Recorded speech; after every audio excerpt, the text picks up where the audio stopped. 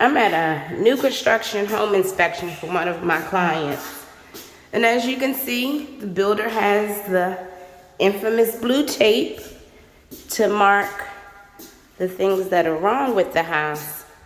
But you don't always get the full picture.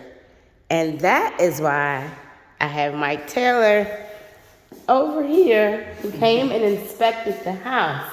Now, tell me, Mike, would you suggest an inspection on a new home build? And if so, why?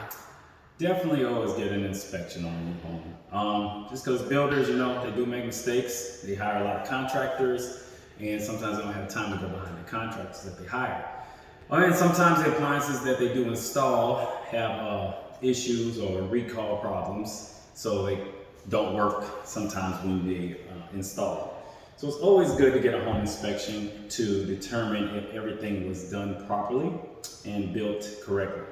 A lot of times we find hidden things that a lot of contractors try to hide or cover up. Okay. Or issues with the roof, could be leaks, maybe a boot they left off, things of that nature. Or for instance, like this home, the drainage issue in the back. Which you can't see, but I'm gonna walk over there and so, show you. A lot of times when it comes, the pitch for the home is correct, but at the same time, it is letting a lot of water puddle in the backyard and on the sides of the home.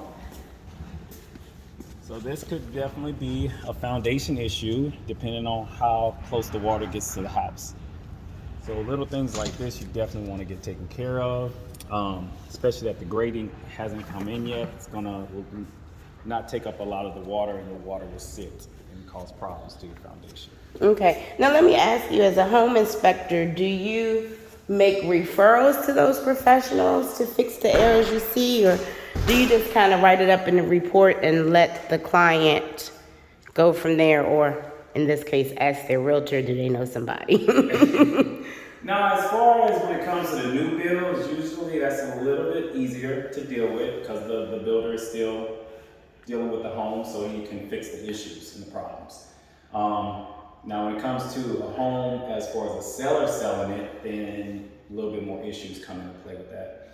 But we do have, some contractors we know that we can refer, or sometimes the agents know a lot of contractors.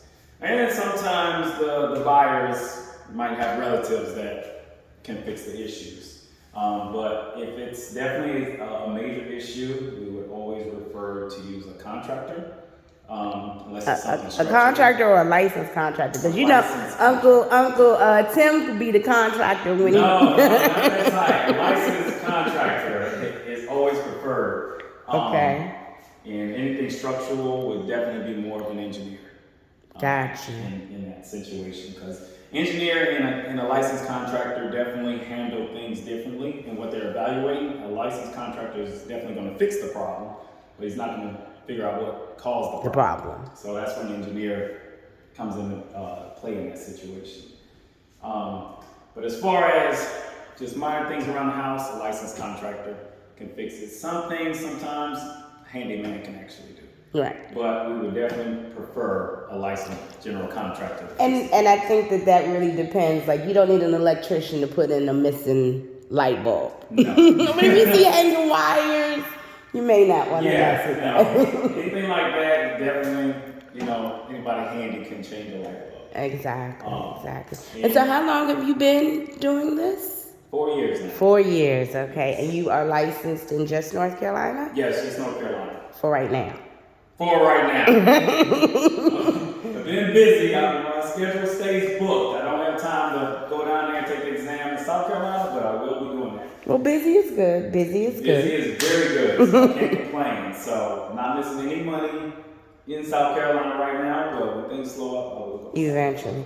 So do you have any tips or tricks that people can look out for if they decide not to get a home inspector? Why they would do that, I don't know, but... Ooh, yeah, if you're not knowledgeable in anything that has to do with a home, definitely Just get an home inspector. Yes. Got you, If you got have any type of knowledge in it, definitely if you have the tools to make sure that you can test everything, run everything, and make sure it's functioning as intended, and you don't want to get a home inspector, just make sure you know exactly what you're doing.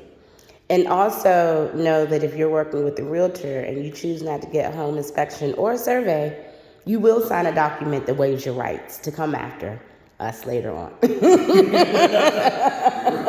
just gotta make sure they're covered in that situation. Yeah, absolutely. But just do know the difference. exactly do your due diligence, and that's why you have a due diligence period. Right. Well, thank you for your time, Mike. problem at all. Definitely appreciate you, and we will talk again. Yes, definitely.